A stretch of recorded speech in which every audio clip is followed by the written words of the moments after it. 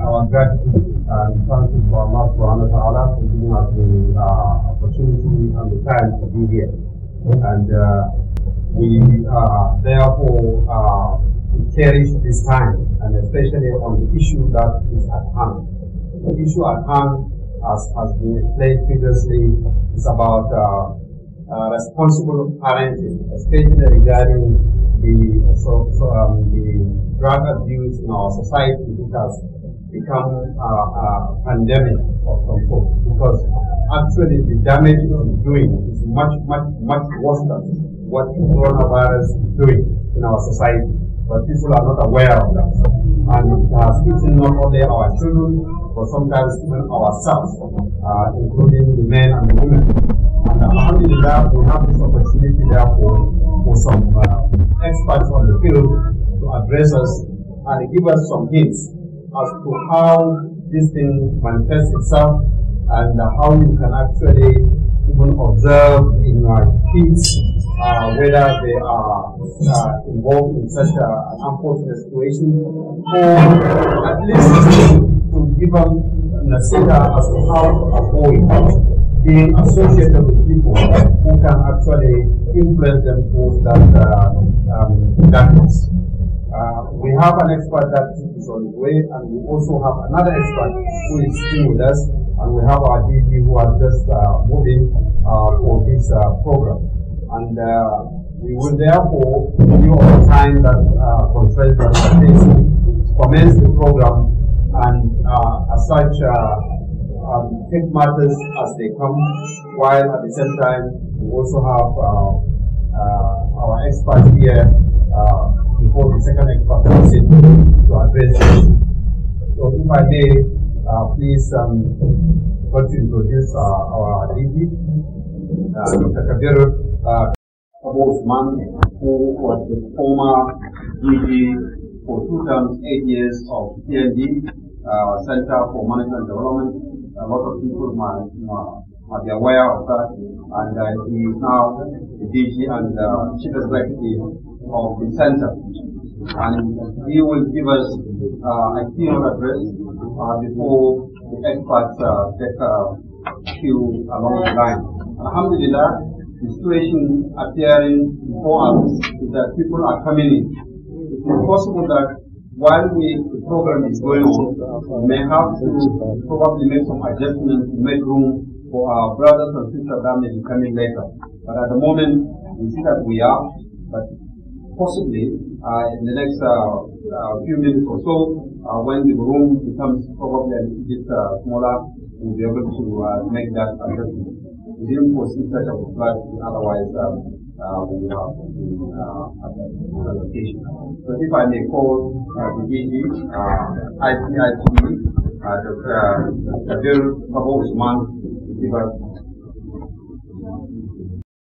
أعوذ بالله من الشيطان الرجيم بسم الله الرحمن الرحيم. My distinguished colleagues, the respected visitors and participants of this august occasion, distinguished guests, ladies and gentlemen, you are highly welcome to this novel and volatile event, which requires the attention of all of us as a community and actually members of the society. So I may possibly make the use of the Natan on the side.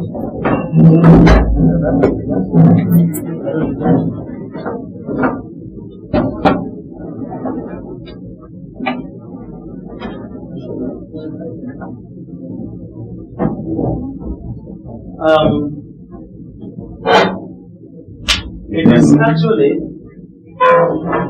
with delight and sense of appreciation to actually the whole group who are volunteers that are actually here to support the activities of International Center for Islamic Culture and Education. And actually, the noble brother, our Ustaz, our Imam, in the name of Abu Fatah Ademi, who has been carrying the force of the Directorate of Arts, Counseling and Culture at this noble center. This is a very pertinent and disturbing situation, and we felt that we, as members of the community, we cannot just hold our arms and watch what is going on without putting our own contribution to make things better in our society. We, us as Muslims, we know what Allah subhanahu wa ta'ala said in the Quran. And first of all, in Surah Al-Baqarah, Ayah 219, Allah subhanahu wa ta'ala said, they ask you about intoxicants, gambling. Say there is gross sin in them and some benefits, but their sinful outweighs their benefits. And they ask you about what they should give. Say the surplus. Thus Allah explains the revelations to you so that you may think. So this is the first revelation from the Quran in terms of intoxicants. And then, out of the three stages of the Quran, it went on to the second stage, which is Surah Al-Nisa, Ayah 43. And Allah subhanahu wa ta'ala said, O you who believe, do not approach the prayer while you are drunk, so that you know what you say. No after sexual organs unless you are traveling, until you have birth, if you are sick or traveling, or one of you becomes, from the toilet, or you have had intercourse with a woman and cannot find water, find clean sand and wipe your faces and your hands with it. Allah is pardoning and forgiving. And this is the second verse of the Quran that clearly, indicates, the issue of, being drunk. It means intoxicant. And then we went to the third one, in Surah Al-Ma'idah, ayah number 90. Allah subhanahu wa ta'ala said, O you who believe, intoxicants, gambling, idolatry, and divination, and abominations of Satan's way, avoid them so that you may prosper. So, when you take the heed on this, it is quite very clear that Allah subhanahu wa ta'ala, has forbidden, all, the Muslims, from what? Taking anything intoxicant. So, Satan wants to provoke strife and hatred among you through intoxicants and gambling. And to what? Prevent you from what? Embracing of Allah and from prayer where you do not resist. So it is really important for us, to understand, the premise and the bedrock and the foundation as to why intoxication is haram actually a Muslim in Islam. So the rate of chemical abuse and the substance dependence is becoming increasingly prevalent among the Nigerian youth of this generation. Recreational drugs use is illegal, and in most countries, and yet some of these drugs are easily accessible.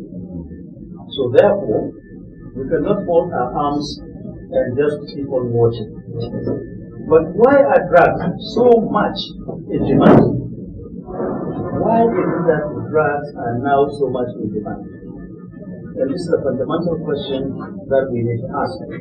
Number one, it is the greed, the rush, while others are aiming to find the solace, escape a deeper emotional pain by numbing themselves with tranquilizers and narcotics, among others. And there has been a significant work that has been done by the United Nations. And in the research that has been conducted in 2016, it is quite clear that in Nigeria, the Nigerian number of people estimated using drugs was at about 14.3 million. And all those that are using drugs are between the age of 15, to the age of 64. Are we okay? Because I'm disturbed. I'm disturbed with this movement. Let's settle down. So please, when you settle down, I will continue.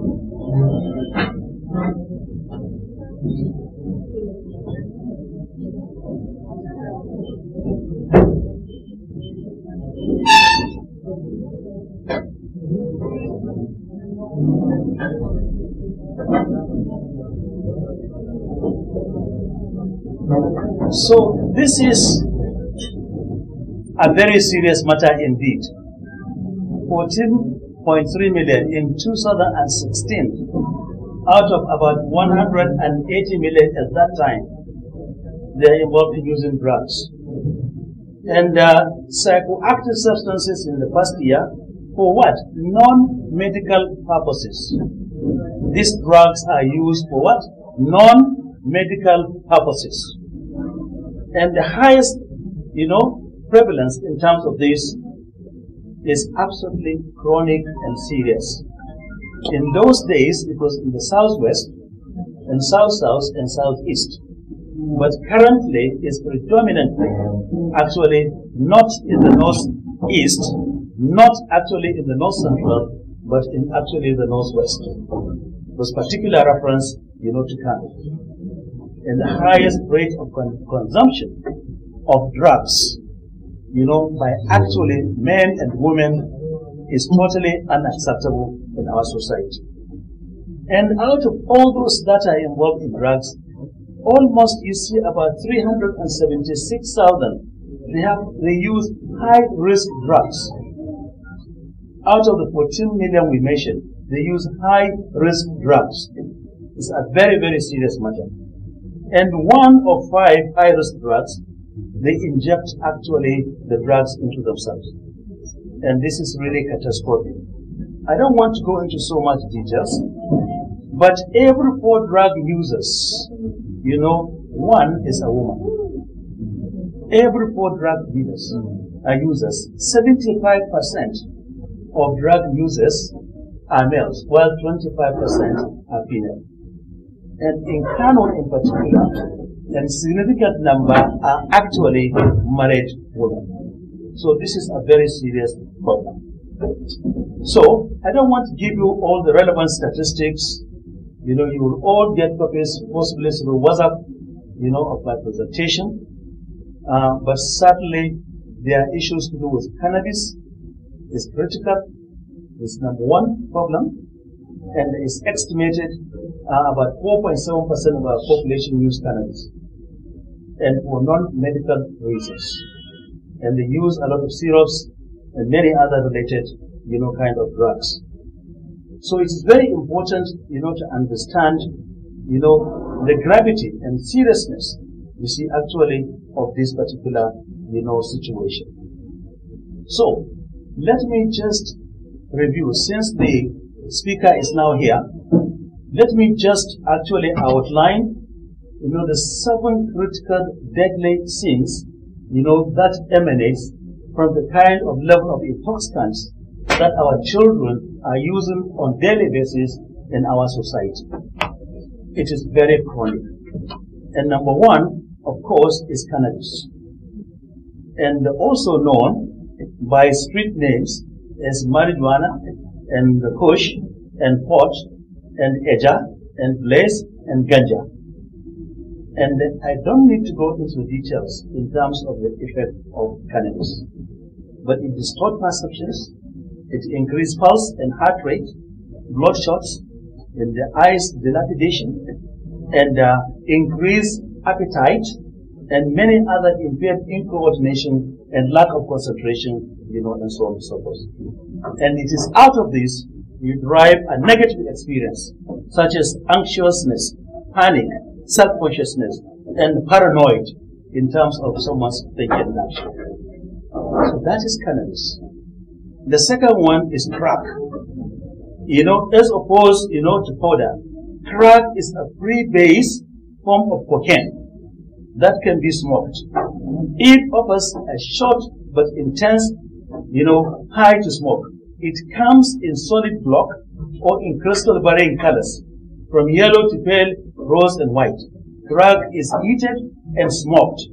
It is also what named, as crack, popping sound is made when it is actually heated.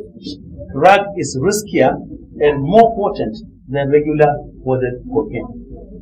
So if you see your children with variety of things like that, suspicious of various colors, you need further interrogation. What are the effects? Loss of appetite, issues about dilapidated peoples, and disturbing people's sleeps, and nausea, and loss of appetite, increase of heart rate and heartbeat, and many others.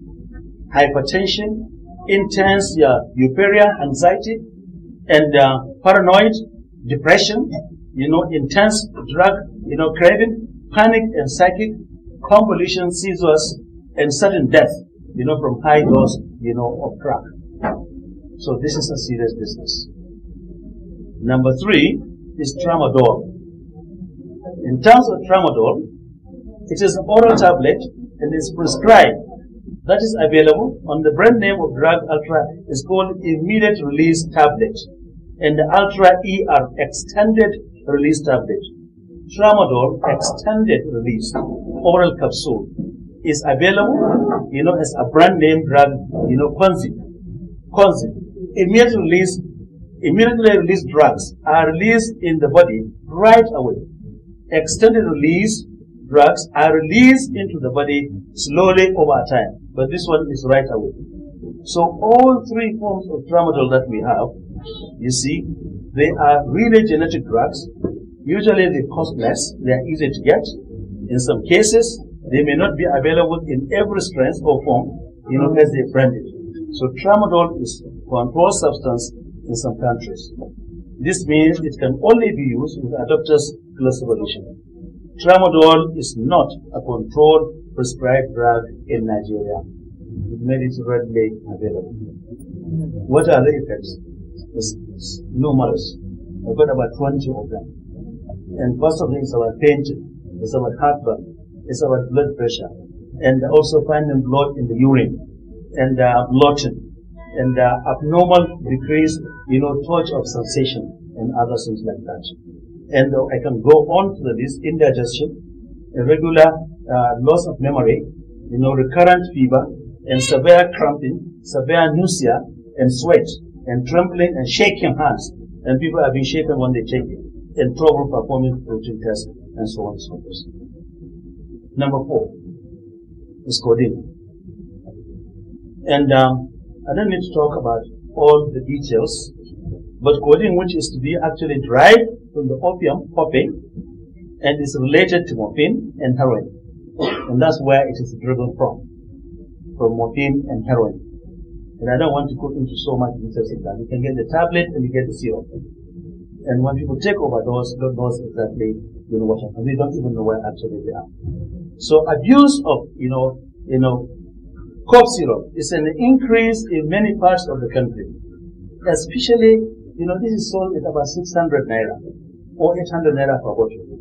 And abusers of this drug drink up to a bottle or 2 at a time.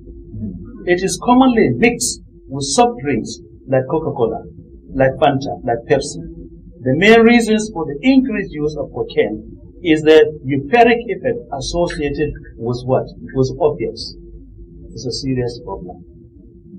And the effects, I don't have to go through that. is vomiting, is eating, is dry mouth, is depression, is coughing, is what? Less what? Common euphoria and other things like that. A person who lean may present, fascinated, appearances. So sedation, is a critical element. Number 5, Rohypnol, they call it Rufius. The Rufius is an intermediate acting benzodiazepine with general properties. If you know the chemical composition of benzene, I as a chemist, I know it's estrogenic, and I know it causes cancer. And that's the direction we want our children when they take, Rohypnol, this is recorded with this and so on. And of course, they can stay in someone's body and persist for actually even up to 12 hours. And I don't want to tell you the effects: drowsiness, headaches, memory, dizziness, nightmares, hallucination, and the rest of it, confusion and tremor, and all other things, like that. Number 6, aphrodisiacs. And aphrodisiacs, what is it? It's also worthy of mention in this particular one, because it's called manpower. And that's how I use call it. And with this kind of drugs, it gives them a lot, in terms of anxiety and blurred vision, and of course facial flashing, and hallucination, irregularities of rhythms into the heart, and of course mental disorder and overstimulation. Sometimes paralysis and paralysis can be the root cause as a result of using this. And it gives suicidal tendencies, and it gives tremors, and it upsets the stomach, and it creates weaknesses. And of course, the last one, the 7th one, there are many, but I stop on the 7th. They call it skunk. Skunk, one is called SK. For short, is what some people refer to as the elder brother of Indian hemp. So it's an elder brother of Indian hemp. No matter how you take it, and sometimes it's a mix of Indian hemp and cocaine, blended actually together. Somebody can become very high, at a very short span of time. And the effect is about acute headache, the increased appetite, relaxing muscles, and heart rhythm, and school performance is reduced. So people are incapacitated, no longer intelligent, incoordination, lack of comprehension, lack of understanding, lack of perceptions, reduces level of income, of competence, and damage the heart.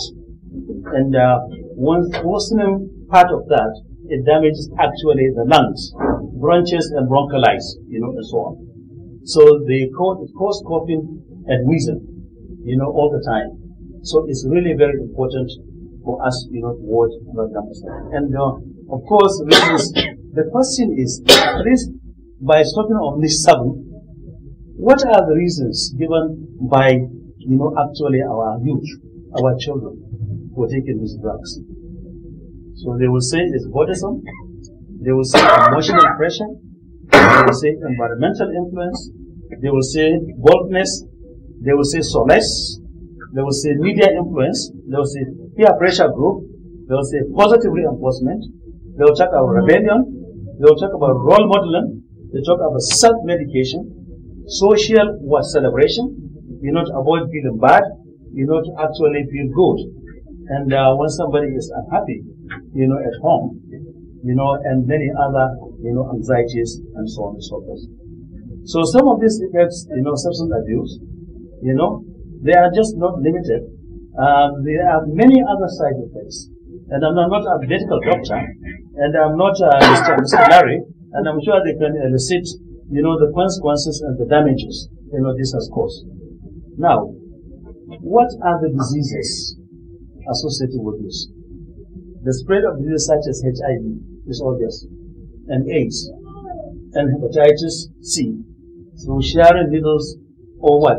Having unprotected, relationship.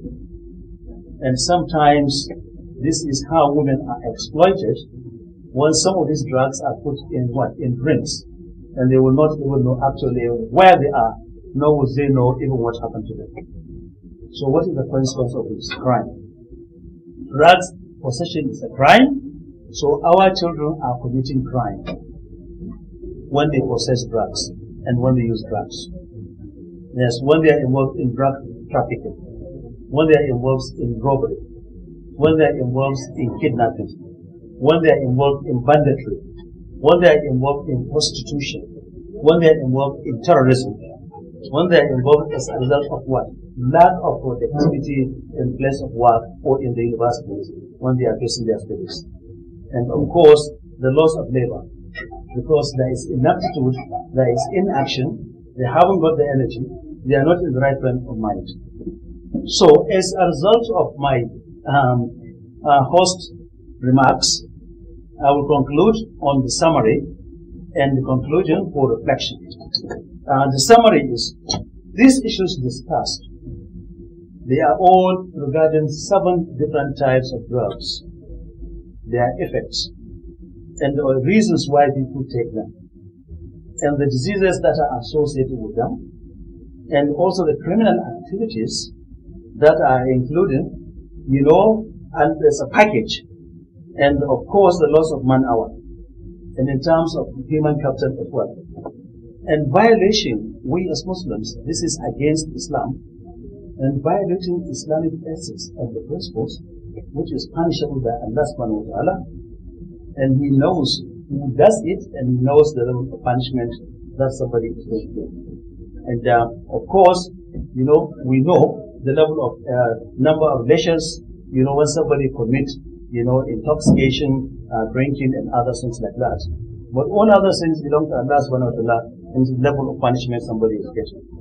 So, in this respect, we as parents, referrals is critical and necessary in this modern society. And keeping a balance sheet and put our children actually on the check and on a surveillance on 24 hours, CCTV is a must. If we really want to make sure that our children are taken out of the bondage, of poverty, of drugs.